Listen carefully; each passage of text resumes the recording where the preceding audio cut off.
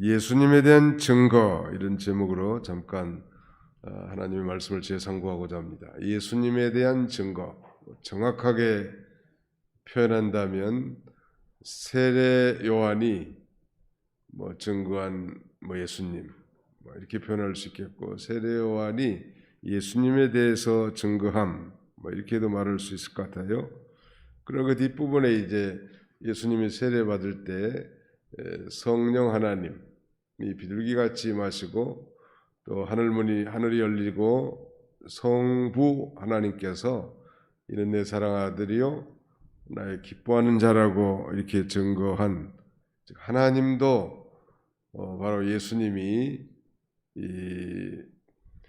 직접 하나님께서 보내신 구세주라는 것을 증거하신 것입니다. 예수님에 대한 이 세례 요한의 증거는 세 가지. 우리 공과책에는 첫째, 자기는 그리스도가 아니라고 분명히 밝혔다고 썼는데, 그것보다 더 정확하게 말한다면 바로 예수님은 능력이 많으신 분이시다. 한마디로 말하면 전능자이시다 이렇게 표현하면 좋을 것 같아요. 그분은 전능자이십니다. 저는 아무것도 아닙니다. 감히 예수님의 그 신발끈을 매줄 만한 그런 위치에도 못 미치는 자입니다. 신들매를 매기에도 합당하지 않은 자, 그런 자입니다. 또 그 설교 전에 하나님 앞에 특별히 기도할 때 저는 아무것도 아닙니다. 당신의 도움이 없이는 아무것도 할 수 없는 무능한 존재입니다.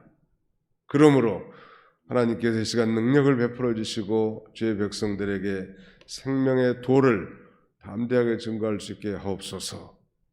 사실이니까 인간과 하나님 아니고 비교할 수도 없는 것이죠. 나보다 더 능력이 많다 그러니까 마치 비교급이 되는데요. 어떻게 하나님과 사람이 비교할 수 있겠냐는 말. 예수님은 전능자라는 말. 그 얘기는 곧 우리 구원받은 우리 모든 하나님의 백성들을 다 도울 수 있고, 또 우리의 모든 사정을 다 아시고, 또 우리는 그분께 모든 걸 다 맡기고 살 수 있음을 반증하는 것이죠. 예수님은 전능자라고 세례 요한이 증거하고 있습니다. 그렇다고 세례 요한도 훌륭한 선지자가 아닌 건 아니지만 인간과 하나님을 어떻게 비교할 수 있겠습니까? 그 다음에 두 번째 세례 요한이 증거한 예수님에 대한 증거는 예수님은 구원자시다. 세자로 요약하면 구원자. 그 다음에 세 번째 증거의 내용은 심판자시다. 전능자, 구원자, 심판자 이렇게 기억해 두면 잘 잊혀지지 않을 것 같아요.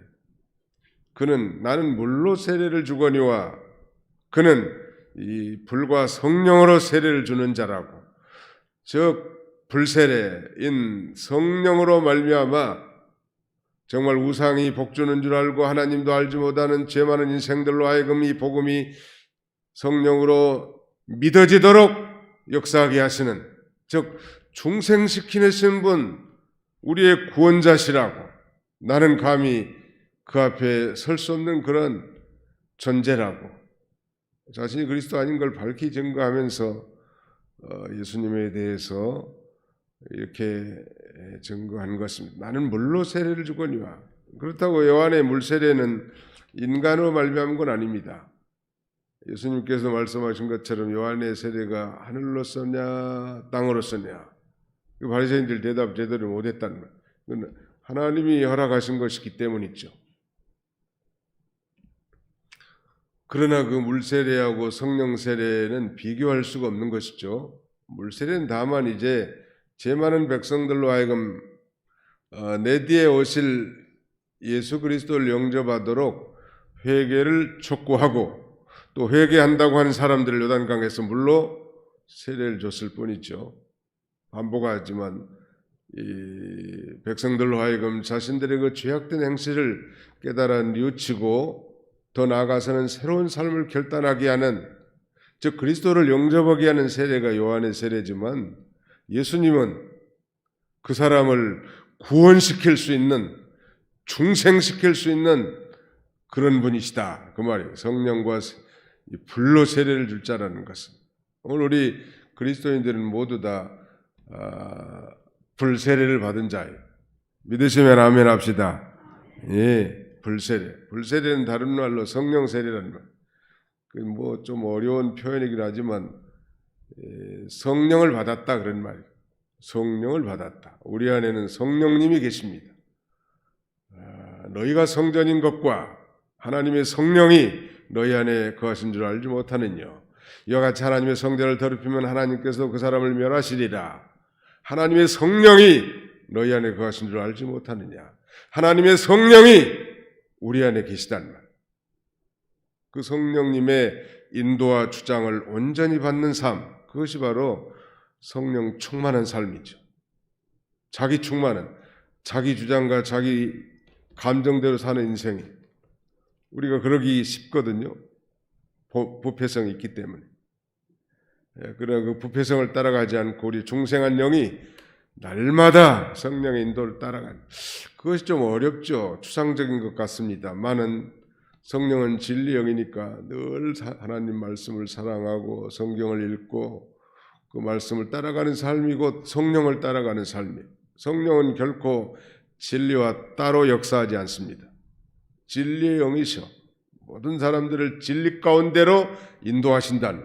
그래서 우리가 늘 성경을 듣고 설교 말씀을 듣고 성경을 독경하고 청취하고 묵상하고 이것이 그 성령의 인도함을 받는 삶이죠. 그때 이제 변화의 역사가 나타나게 되는 것입니다.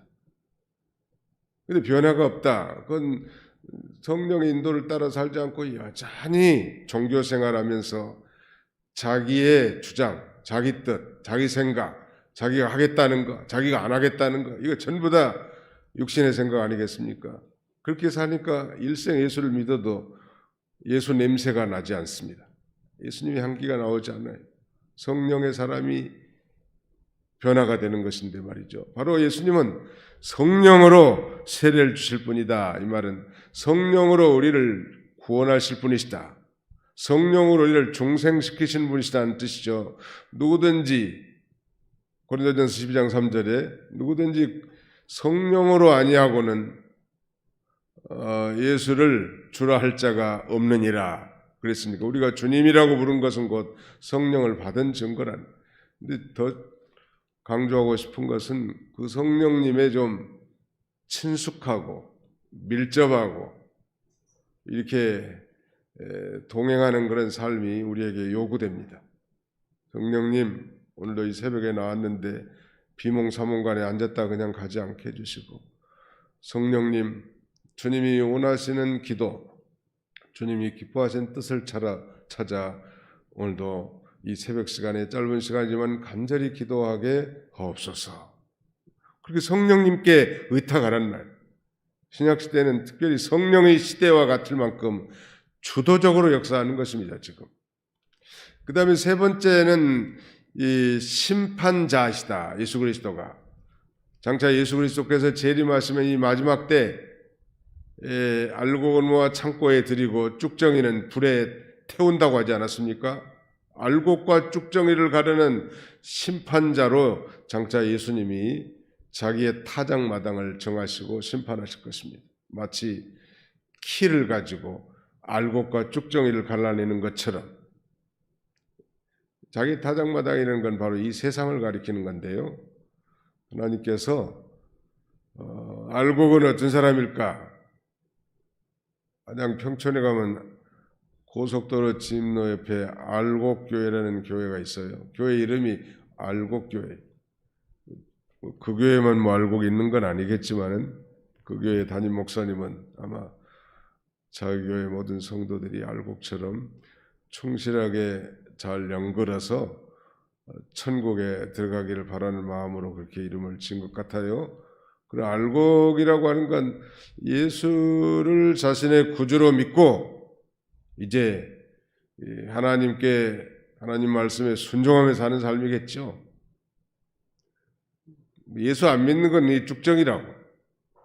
또 예수를 믿는 사람들은 다 천국에 들어가니까 알곡이라고 볼 수는 있지만 알곡 중에서도 잘 연근 곡식이 있습니다.